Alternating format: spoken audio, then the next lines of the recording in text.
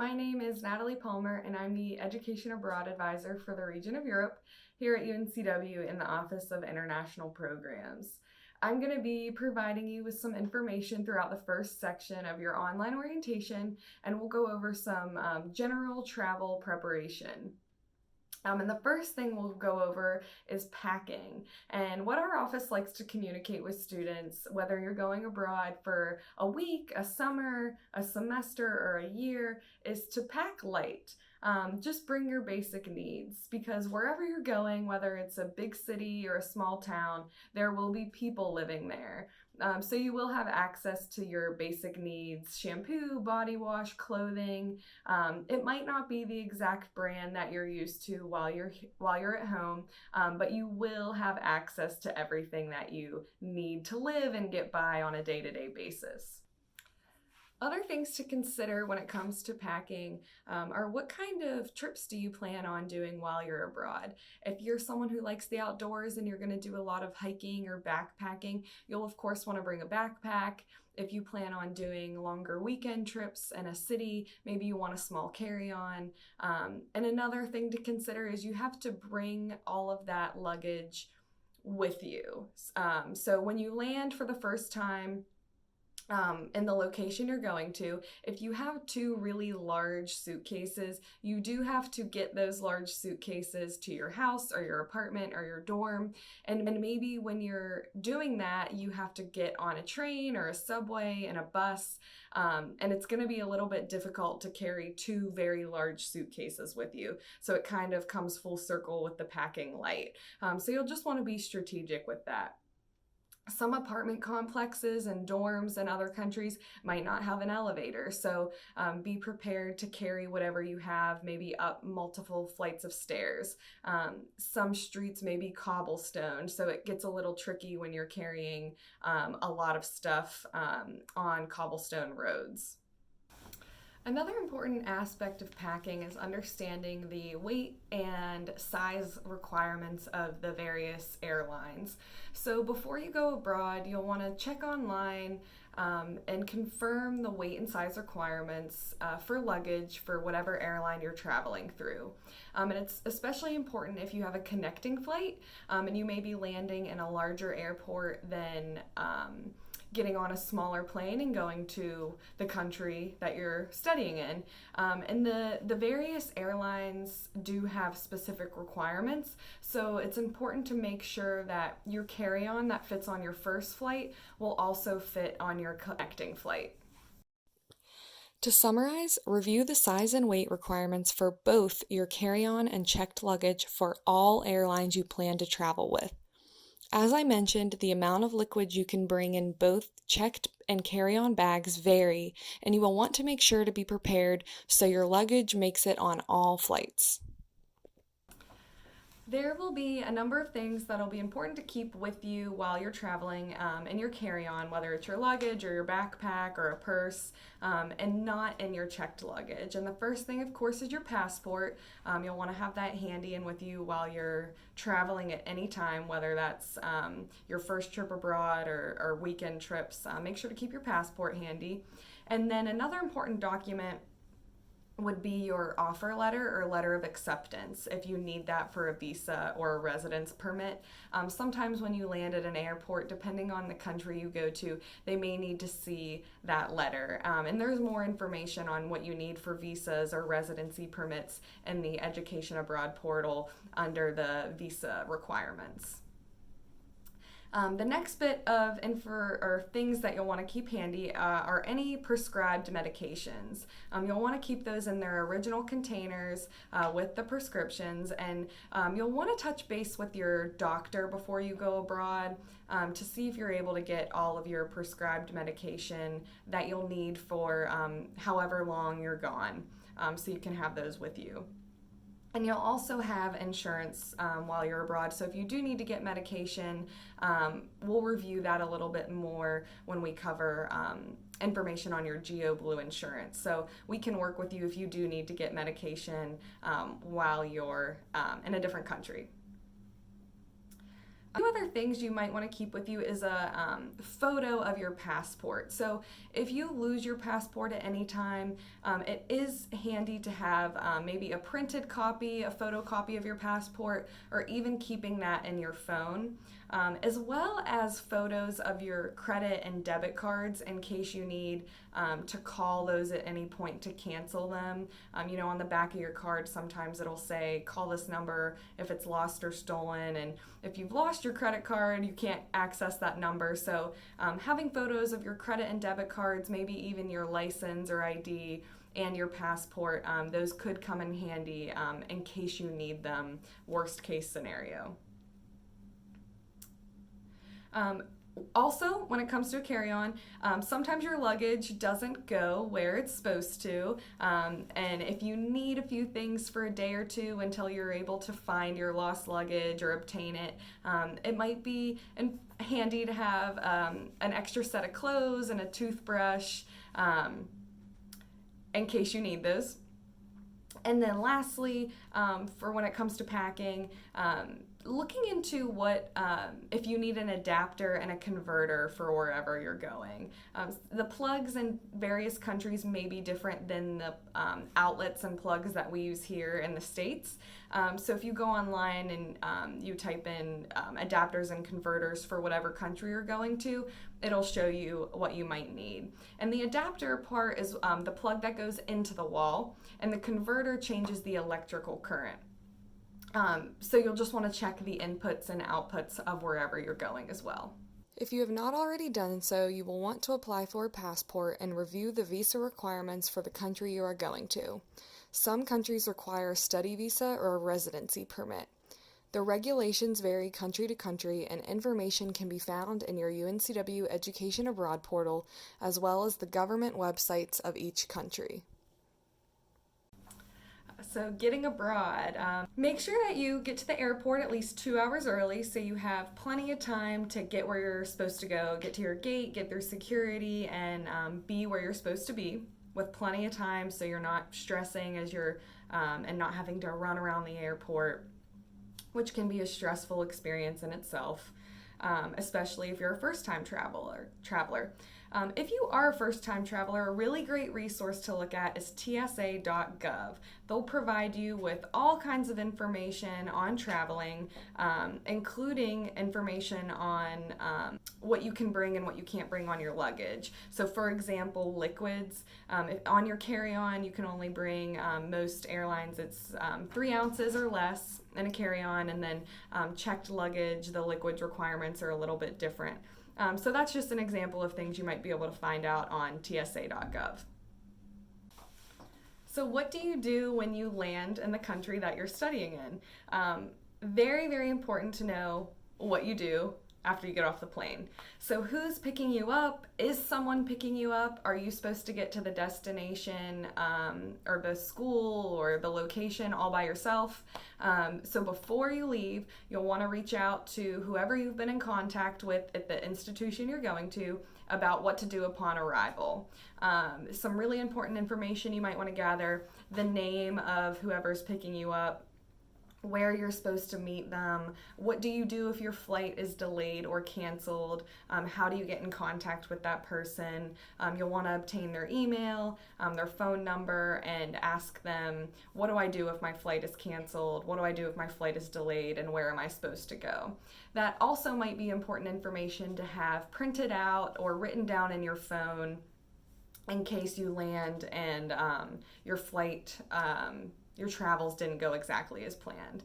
So just make sure you know what to do when you land. Have it written down. Is someone supposed to be waiting there with a sign? Are you supposed to go to a specific spot in the airport? All things to consider. You've also landed and you have jet lag. So jet lag, some ways to help with that, and it doesn't last forever, might last a couple of days. Try to get sleep on the plane, and try not to nap upon arrival. The best way to kind of deal with jet lag is to get some fresh air, stay hydrated and drink a lot of water. Don't stay hydrated with adult beverages on the plane. The best way to do it is to drink a lot of water, get some fresh air, and avoid going to sleep right when you land. Something that you might utilize a little bit more while you're abroad compared to while living in the States is public transportation. And what we suggest is just doing your research before you go abroad about what type of public transportation the city or country you're going to utilizes, whether it's a train, a bus, a subway, a metro, anything like that. The more research you do, the better prepared and more comfortable you'll be utilizing that mode of public transportation. Another thing we suggest is don't be afraid to ask questions. Some buses require exact change, and if someone's standing there waiting for the bus with you, you can ask them, do I need to have exact change to get on this bus? People are more often willing to help than you think. Until you feel pretty comfortable with whatever mode of public transportation you're utilizing while you're abroad, give yourself a little bit of extra time to get where you're going, especially if it's an important event, class, or an internship. The more time you give yourself to get where you're going, the less stressed you'll be if you're running a little bit late or get off on the wrong stop. Don't be afraid to ask questions, like we said. Buses and train schedules sometimes aren't 100% predictable, so the more time you give yourself, the less stressed you'll be. When it comes to accommodation, make sure to consider what you need depending on the various type of housing that you're going to be living in. A dorm, a house, an apartment with a host family. Do they provide sheets and towels? Do you need to bring those with you? Do they offer a package where you can buy utensils and towels and sheets? Is there a store nearby that you can go to get those when you arrive? Those are all some things you'll want to consider. If you're staying with a host family, it may be beneficial to sit down with them the first night or two and talk about rules and expectations. What are the parameters that you need to operate within while you're there? Some examples of things you might talk about are you able to use the kitchen? Can you have guests over? Can you have guests of the opposite sex in the house? Are you able to use their phone and their internet? Can your guests stay the night? These are all things that you can talk about that might lead to a little bit smoother of a stay. Housing and residence life. Please review the information on this slide pertaining to housing here at UNCW. Residence life works with students who plan to study abroad for a semester. Students need to contact them if they plan to live on campus for only a semester during the academic year.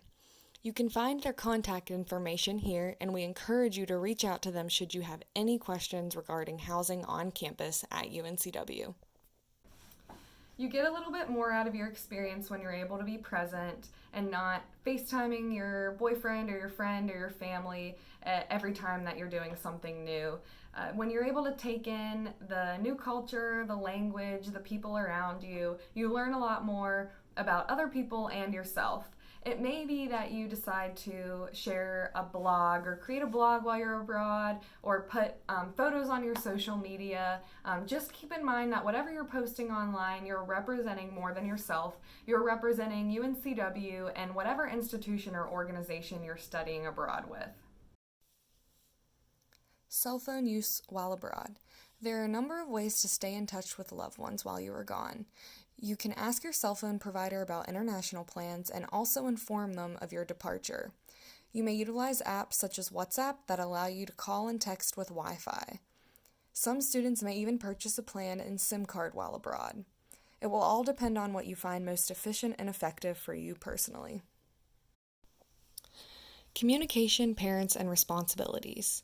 This is a time for you to be independent and an opportunity to take ownership of your experience. Ways to take ownership include preparing yourself, reading the handbook from cover to cover, and researching the country in which you will be studying. Please be proactive with sharing information with your parents.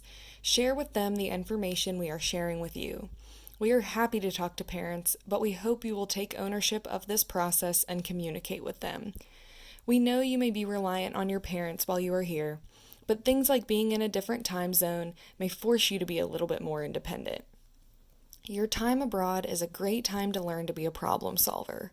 For example, if you are having issues with housing while you're abroad, reach out to the accommodation representatives at the institution you are at. They are likely able to fix the problem very quickly instead of going through our office first. Financial aid. Students can use aid, grants, scholarships, and/or loans to study abroad. On this slide, you will find UNCW's Office of Scholarships and Financial Aid's contact information, as well as a link to frequently asked questions that address disbursement, advances, military benefits, and more. Make sure to reach out to this office if you have any questions. So finances and money while you're abroad. Our office suggests having a functioning debit and or credit card while you're gone. And to call those companies before you leave, letting them know that you're traveling internationally. A lot of times if you do have an online account, you can do that by logging in online. They'll have a travel alert section and you can let them know when you're leaving, the months and the year, and then the dates and the countries that you're going to. If you do plan on utilizing a credit card for most of your time abroad, make sure to set up a PIN number before you go if you haven't done that yet, because when you go to an ATM, they will ask for a PIN number and you have to set those up when you're using a credit card. If you plan on opening a card before you leave, you could look into which cards are good for travel, which may be not having international fees when you use an ATM, or they have a partner or sister bank abroad, so if you needed to go in and take money out, there would be no fees. Before you leave for the airport, it's not a bad idea to have cash handy for when you land. It doesn't necessarily have to be in the currency of the country that you're going to. Most airports when you land do have a currency exchange center that you can go to. If you have US dollars, they'll give you the currency of the country that you're in. Do bring enough cash that if you need to get by for a couple days, you have enough, but not too much cash that if you were to lose it or it were to get stolen, you'd be in a lot of trouble. So just think about the amount that you're going to have handy on you. Our office recommends using a credit card as an emergency source while living abroad. Traveler's checks. We like to point out that traveler's checks used to be a little bit more popular, but we don't recommend them using them for your travels abroad or your studies. And make sure to do research on exchange rates before you leave. We just talked about currency a little bit. The currency of where you're going may be a little bit more confusing and not so straightforward. And if you have maybe a little bit of a cheat sheet in your phone before you go abroad, you'll be a little bit more aware and knowledgeable of what you're paying for. So for example, if you were to go to Costa Rica, they use the cologne, and $1 US equals 500 cologne approximately. So if you have a cheat sheet in your phone that says $1 US equals 500 cologne, $2 US equals 1,000 cologne, you kind of have an idea of what you're paying for, and you could, of course, up that number so you have a little bit more of an idea of how much money you're spending. I mentioned this a little bit earlier, but make sure to take photos of your debit or credit cards before you leave. It's not a bad idea to also have those printed out and handy somewhere else in case your phone dies. So if you were to lose a card, you do have that number that you can call and let them know that it's been lost or stolen. Do as much research as you can before you go on the currency, the exchange rates, if ATMs have international fees. It's all going to just help you be prepared and save as much money as you can throughout your time abroad and in your new country that you're living in.